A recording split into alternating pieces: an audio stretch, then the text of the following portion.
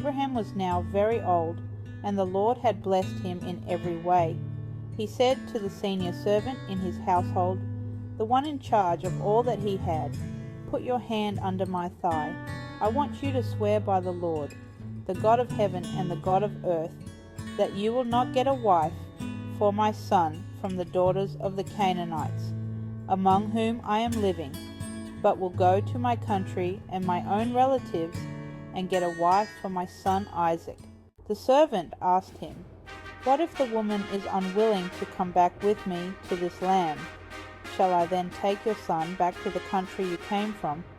Make sure that you do not take my son back there."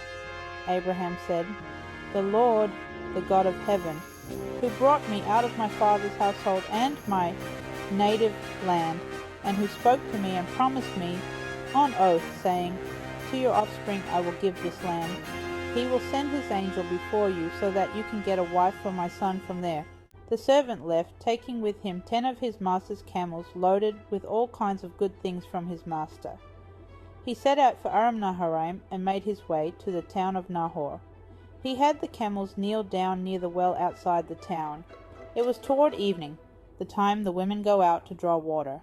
Then he prayed, "Lord, God of my master Abraham, make me successful today, and show kindness to my master Abraham. See, I am standing beside this spring, and the daughters of the townspeople are coming out to draw water. May it be that when I say to a young woman, 'Please let down your jar, that I may have a drink,' and she says, 'Drink, and I'll water your camels too,' let her be the one you have chosen for your servant Isaac. By this I will know that you have shown kindness to my master." And so the servant ran to meet her, saying, "Please let me drink a little water from your jar." She said, "Drink, my lord," and quickly lowered her jar to her hand and gave him a drink. When she had finished giving him a drink, she said, "I will draw water for your camels also, until they are finished drinking." So she quickly emptied her jar into the trough, ran back to the well to draw water, and drew for all his camels. The man gazed at her in silence to learn whether the Lord had prospered his journey or not. When the camels had finished drinking, the man took a gold ring weighing a half shekel and 2 bracelets for her arms weighing 10 gold shekels, and said, "Please tell me whose daughter you are. Is there room in your father's house for us to spend the night?" She replied, "I am the daughter of Bethuel, the son of Milcah, whom she bore to Nahor." She added, "We have plenty of both straw and fodder, and room to spend the night." The man bowed his head and worshipped the Lord, and said, "Blessed be the Lord, the God of my master Abraham, who has not forsaken his steadfast love and his faithfulness toward my master. As for me, the Lord has led me in the way to the house of my master's kinsman."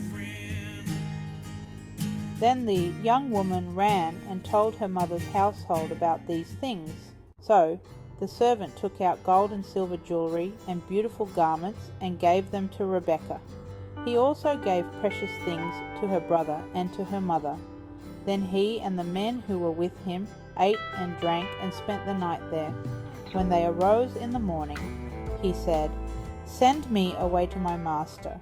But her brother and her mother said, "Let the girl stay with us a few days, say 10. After that she may go."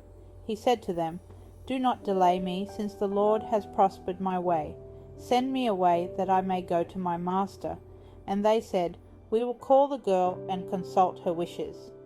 Then they called Rebekah and said to her, "Will you go with this man?" And she said, "I will go." So they sent away their sister Rebekah and her nurse, with Abraham's servant and his men. They blessed Rebekah and said to her, "May you, our sister, become thousands of 10,000s, and may your descendants possess the gate of those who hate them."